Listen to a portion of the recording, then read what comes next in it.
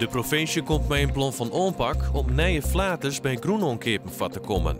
In het plan worden aanbevelingen uit rapporten van de Noordelijke Rekkenkamer en bureau Berendschot verwerken.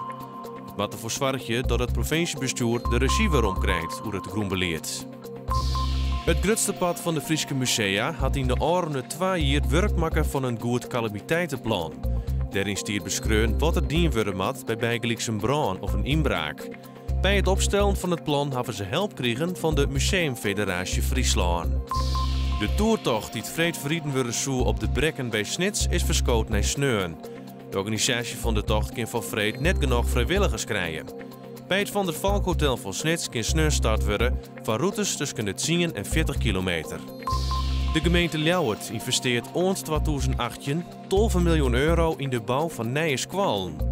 Hoe dat geld verdeeld wordt, let de gemeente oer aan de squal besturen. Dat is nevens de gemeente efficiënter, omdat de besturen beter weten waar de neet het heegst is. Joenen vannacht opklarings en matige frost. Monodij flink wat zinnen. Het vriest dan 2 tot 4 graden bij een matige en vrij krachtige zuidestenwind.